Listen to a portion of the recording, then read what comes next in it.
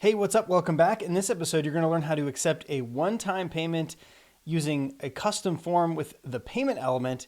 If you're looking for a simpler integration path, we have the no-code payment links option where you can set up a payment link directly through the dashboard and then share that with your customers through social media, email, text message, etc. Alternatively, there's another option called Stripe Checkout. This is a very simple integration that has one API call on the server. You redirect your customer to a Stripe hosted page. But in today's episode, we're going to talk about integrating the payment element. This allows you to build your own custom hosted form and collect lots of different payment method types. So the payment element supports anything from cards all the way to bank accounts. You've got support for wallets like Google Pay and Apple Pay, all the way to buy now, pay later like Affirm and Afterpay ClearPay. So it is a great option for building your own custom form to accept a one-time payment. So just as a quick roadmap for today, we're going to install a sample, then we're going to go through the dashboard and talk about how you can enable payment methods. These are going to be those payment methods that are dynamically rendered into the payment element every time the page loads. And then we're going to create a payment intent on the server and use its client secret to render the payment element on the client so that we can collect payment details from the customer. We'll ultimately submit that payment to Stripe. And then we're going to handle any of those post-processing events. We're going to talk about webhooks and a few other considerations that you might want to think about as you're building out your integration. So let's get into it. So we're in Visual Studio Code. If you haven't already, head over to the extension gallery and install the Stripe for VS Code extension. We're going to use the Stripe for VS Code extension today to install a Stripe sample. So under samples, we're going to say start with a Stripe sample. We're going to search for starter, and we're going to use the main integration with an HTML client, and we're using PHP on the server today. We'll call our sample starter-php. And we can pick where we want this sample to be cloned down into. Hit OK. And we're going to open this up in the same window and we should be off to the races. Now with PHP, we're going to implement the client a little bit differently than all of the other samples. So we can actually delete this client directory and then we can take a look at what's inside of the server directory. So it's going to come with a .env that should be pre-populated if you've already sort of logged into the Stripe CLI and authenticated the Stripe for VS Code extension with your Stripe account. If you haven't, then you'll want to go over to .env and make sure that you've populated these API keys with those keys from your Stripe dashboard. There is another video on the channel talking about authentication, which you can search for, and you'll find how to set your API keys. Now in this public directory, we've already got an index.php file. There's actually not any PHP in here yet, but this is where we're going to collect our payment details and build our form. We've also got this shared.php, which is loading all of our dependencies using Composer. It's also doing some checks on our .environment variables. And finally, it is initializing an instance of the Stripe PHP client library that we're going to use to make API calls to Stripe. Now we can actually remove this setup info section and hit save. Now, the webhook handler is also already sort of pre-configured for us and allows us to just start dropping in event types that we want to listen for and handle, and we'll come back to that in the very end. So this is the Stripe sample. Let's also open up the terminal here and install some dependencies. So we're going to cd into the server directory and say Composer install. Now, if you don't already have Composer set up, you can head over and take a look at the documentation about how to install Composer. And now we're going to say Composer start, and this will fire up our PHP server and allow us to receive connections. All right, now our server is up and running. We can come over to the browser and hit refresh at localhost 4242, and we are up and running. Now from the Stripe dashboard, we can head over to the settings and to the payment method settings. This is where we can manage our payment methods and enable or disable different ways that customers can pay through our payment element. So you'll see here that we have cards enabled, Link, Apple Pay, Google Pay, several different wallet methods. There's lots of different bank redirects. These are popular across Europe. We also have some buy now, pay later payment methods that are enabled. Finally, we even have ACH direct debit as one of the payment methods that customers could use. Now, if we wanted to enable Canadian pre-authorized debits, we could click turn on, and this would enable us to use Canadian pre-authorized debits as a payment method type inside of our payment flows. So this is where we manage our payment methods. And these are the payment methods that will be dynamically derived inside of our payment element when we render that and show it to customers. So that's how you enable and manage your payment methods. Instead of needing to deploy any new code, you can just come into the dashboard and enable or disable different payment method types. All right, so here is a high-level overview of the process that we're going to implement today. When a customer lands on the page, our application is going to make an API call to Stripe to create a payment intent. Then that payment intent is going to return back to the client. We're going to use that client secret property in order to render the payment element. So that's the first step in the first process that we're going to implement today. So let's jump back into VS Code.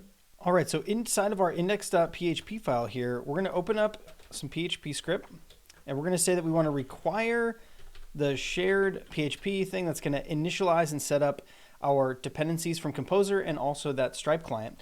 Because we have the Stripe for VS Code extension installed, we can say Stripe payment intent create and hit tab, and that will show us the default API call that we would need to use in order to create a payment intent.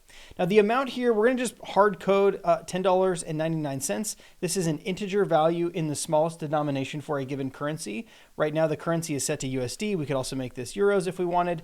But one thing to note is that this amount, you can calculate this however you want. Right now we're hard coding it, but you could, for instance, have this index.php accept a post request that included, for instance, maybe a product ID that you would then use to look up the product in the database and then pull out the amount, the unit amount that you need to charge for that product. And then you could pass in that unit amount here while you're creating this payment intent. So we're hard coding it today, but you could use whatever data that is passed to you in order to calculate this amount. One thing you don't want to do is accept a raw integer value from the front end in order to create the payment intent. The reason you don't want to do that is a malicious user could potentially modify the HTML or modify the request and pass in whatever amount they want. And so it's a best practice to pass in some reference or some identifier to then derive the amount that should be charged. Instead of hard coding the list of payment method types, we're also going to use a different feature here called automatic payment methods. So we're going to say automatic payment methods is enabled true. This is going to help us by allowing us to derive the payment method types that we want to render in the payment element. And those payment method types are the ones we just set up in the Stripe dashboard. So this API call is going to return a payment intent. We're going to use this payment intent's client secret down below when we write some JavaScript. Okay, so this is really the server-side bit in order to create the payment intent. Pretty straightforward. Now there's lots of different options for creating payment intents, so head over to the Stripe documentation, look at the API reference for creating payment intents, and you'll be able to see which of those are applicable to your business. All right, now we want to use this payment intent client side in order to render the payment element. So a couple of things that we need to do. We're going to require some JavaScript. I'm going to drop this in right before the closing body tag at the bottom of our HTML file here. So the script source of this first one is going to be js.stripe.com/v3. Now we always want to load stripe.js from js.stripe.com. We don't want to pre-fetch that, or we don't want to cache that anywhere, so that we always have the latest version. So this is a best practice. Now we also want to create our own little script tag here that we're going to use in order to mount the payment element. So we're going to create a new instance of Stripe. And this is expecting our publishable key. So the publishable key is available in the environment.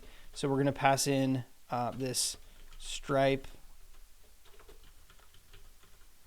We're going to pass in the Stripe publishable key like so, and then we're going to close out our sort of short rendering. Okay, now that we have an instance of Stripe, what we need to do is create an elements group. So we're going to say elements is stripe.elements.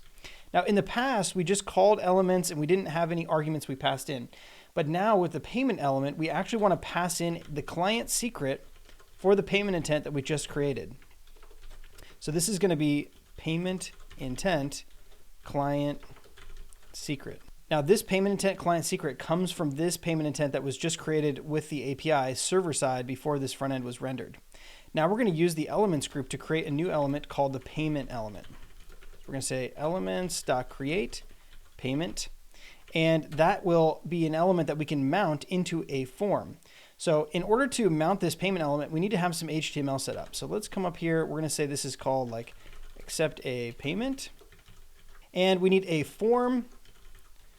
So we're going to create a new form here, and this is going to be called the payment form. Inside of our payment form, we're going to have a div. That's going to be our payment element. We're also going to have a button that just says pay. And finally, we'll have another div here for our error messages. Anything that fails while we are attempting payment, we can render out here. Okay, so now that we have this payment element div inside of our form, now we can mount the payment element. So now we can say payment element.mount and pass in the CSS selector for the payment element. Now when we head over and refresh our page, we should see the payment element rendered here, and we do. So this is the payment element. If we wanted to, we could go through this process and fill out this entire form. Notice there's several different payment method types here. These are all enabled through the Stripe dashboard. If we were to switch this from euros to USD, save and refresh the page, notice that different payment method types are rendered because depending on the currency, some payment method types support certain currencies, others will support others. So this is how we can initialize and set up the payment element in order to render on our custom form. We could also imagine collecting other details around this, having input boxes maybe for, if we needed to collect information about the customer's size or their birthday or some other information, we could build that into our custom form here. But the one thing we're not doing yet is handling the submission of the form. So let's do that next. In order to handle submissions of this form, we want to do that with JavaScript so that we can submit payment client side back to Stripe. So we're going to grab reference to the form using document.getElement by ID, passing in payment form as the identifier. Then we're going to add an event listener on submit so that each time the form is submitted, we're going to actually prevent default for the event. So the form is not fully submitted back to the server. Instead, we want to handle this client side, and we're going to call stripe.confirm payment, passing in this options block. Now, the first thing we want to include in the options block is reference to this elements group. So we're going to drop in the elements. We also want to drop in a confirm params option that is going to include a return URL. This is the URL to which the customer is going to be redirected after they go through the payment flow. We're just going to pull this off the window. So window.location.href, and we're going to split on the question mark, and that'll allow us to remove any query string arguments. And then we're just going to add complete.php. That'll be where we redirect the customer to this new complete.php script that we haven't actually written yet. Now, confirm payment returns a promise, and that might resolve with an object that has an error property on it. And if that's the case, then we want to use this error messages div to render back those error messages. So we're going to say, if there was an error, then populate that messages div. So we're going to say messages is document.getElement by ID. And we'll set messages inner text equal to error.message. All right, let's take this thing for a spin. So we refresh the page. We're going to enter in this special 4242 card number. It's just all 4242s and a future expiration, any CVC, and any zip code. And we're going to click on pay.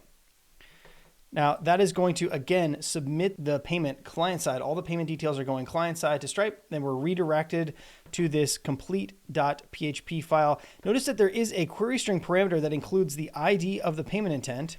It also includes the client secret for the payment intent. So we can either re-retrieve the payment intent server side or client side in order to display those details. So let's create a new file and talk about how we're going to build that completion page next. Okay, so we're going to create a new file here. We're going to save it and call it complete.php. And this, again, is going to have reference to our shared script so that we can load the API keys and dependencies. So we're going to require shared.php. And then we're going to make an API call to Stripe to pull back our payment intent that we just went through the payment flow for. So we're going to say Stripe payment intents retrieve. And we're going to pass in the ID of the payment intent that is, again, included inside of the query string params under payment intent. Let's just grab some of this HTML so that we can reuse it. and we'll drop it in here.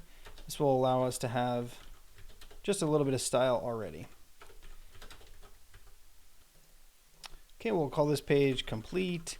And for now, we'll just put a pre-tag here that will render out the JSON encode for the payment intent so that we can see it and it looks nice on the page. We can see all of the JSON for that payment intent. So we'll refresh the page now. And now we are seeing this completion page with all of the data about the payment intent. And at the very bottom, we can see the status of the payment intent is succeeded. If you are using some of the delayed payment method types like ACH or another one of the bank debit types, it's possible that it takes a couple of days for that payment to clear. So this might be in a pending state. There's several different reasons why you might want to display the status and maybe the amount. You can pull a lot of different information off of this payment intent to tell your customer what their order number is and details about the payment intent. So that is how we can build a completion page. This return URL or completion page is a great place to confirm with the customer and let them know that their payment has gone through successfully, but it's not a good place to handle any fulfillment automations. It's possible that between submitting payment successfully to Stripe and redirecting to this page, the customer's internet went down, their network went down, or their computer died. There's several different reasons why they might not actually make it to this page and your server might not receive the request for this complete.php page. It's that reason that we want to use webhooks for all fulfillment. Webhooks are superior because if your server is down for some reason, Stripe will retry sending you a notification about this event for up to 3 days with exponential backoff. So let's take a look at our webhook handler. Inside of our public directory, we've already got this set up. Now we are listening for the payment intent.succeeded webhook event type. You'll also want to listen to payment intent.pending or payment intent.payment failed. There's several different event types that you could listen for. You can head over to the Stripe documentation for the entire list. But what I wanted to do was quickly run through how you might test your webhook endpoint using the Stripe for VS Code extension with our setup today. So what we want to do is we're going to go to the Stripe for VS Code extension. We're going to say we want to forward events to localhost 4242/webhook.php. This is the route where our events should be sent. Now there's going to be two URLs we need to enter. This is the one for account events. This is for the events that are firing on our own account. The second one is for connect events, which we're not actually handling today, but we'll drop this in there. Connect is when you're building a marketplace or a platform for facilitating payment on behalf of other accounts. So we've got a new listener set up here. So let's open up our terminal and we can see the output for Stripe Listen down here, including the webhook signing secret. Now, every time you create a new webhook endpoint, you're going to get a different webhook signing secret. This is the secret that you're going to include inside of your webhook construct event call in order to confirm that the payload did in fact come from Stripe. This prevents people from maliciously attempting to send payloads directly to your webhook endpoint without your permission and sort of maliciously triggering fulfillment. So we're going to use this webhook signing secret to confirm that the event came from Stripe. Now, by setting up this listener, we now have this direct connection and events will fire on our Stripe account and be forwarded to this local machine. So what we can do is I'm going to navigate back to the root route. And when we hit enter, you'll notice that a payment intent is created. That's because we're creating that payment intent on the page load for index.php so that we can render the payment element. So this is the first event that we are handling is this payment intent created. All right, so we're going to enter in a card number here, CVC, and a zip code and hit pay. And when we're redirected to the completion page, we can see several different events fired on our account, including this payment intent.succeeded event, which was forwarded to our server. As we are handling the payment intent succeeded event, we are logging out that payment was received, and we can see that inside of our logs here. So we can see that payment was received. And if we wanted to, this is where we might pull from inventory, print shipping labels, mark the customer as booked for some event or call or something. So this is how you would actually automate fulfillment. Again, not based on the complete.php, but instead using this webhook handler. Now, another important thing to mention is that when you go to production, you won't use the Stripe for VS Code extension or the Stripe CLI to forward events. Instead, you'll take your publicly accessible webhook endpoint URL. You'll go to the Stripe dashboard, drop that in so that events are forwarded to your public endpoint. You might be wondering how to test out your integration. Well, over in the documentation for accepting a payment, you can drill down into the test integration section, and for each of the different payment method families between cards, wallets, bank redirects, etc., there are several different things that will allow you to test different scenarios. So for instance, we can grab this card, this test card that ends in 3155, and we can use that as one of our test cards inside of the payment element. And you'll notice that as we go through the payment flow here, this will trigger a secure customer authentication payment flow. So this is going to pop up a modal, and in production, this modal would contain a bank account, 2FA, or sort of like a one-time code or some way to verify that the customer is who they say they are and that they are allowed to authenticate this payment. So that's one way that you can test sort of 3D secure and secure customer authentication, is with that special card number. There's a bunch of different card numbers and test strings that you can use for different bank accounts. So if you're ready to test your integration, head over to the docs and look at those test strings. Another thing worth noting is in the documentation, there are some optional steps depending on specific payment method types or QR code based payment methods. These might require that you pass additional details when creating the payment intent, or they might have other considerations, like with Apple Pay, you'll need to go into the dashboard and make sure that you have an Apple Pay domain set up and verified. So just to review the entire flow, the customer lands on the page, and we use any information from that page to create a payment intent using the API. And then when we return that payment intent's client secret to the client, we use that to build out a payment element on our custom form. That's where customers enter their billing details, and then we can submit that payment directly to Stripe client side, and then the customer is redirected to a return URL where we display this return status or this success status, completion status. And finally, we're handling fulfillment with our webhook. That's where we're actually pulling from inventory and printing shipping labels and doing all of those things that we might do when someone buys something from us. Thank you so much for watching, and we'll see you in the next one.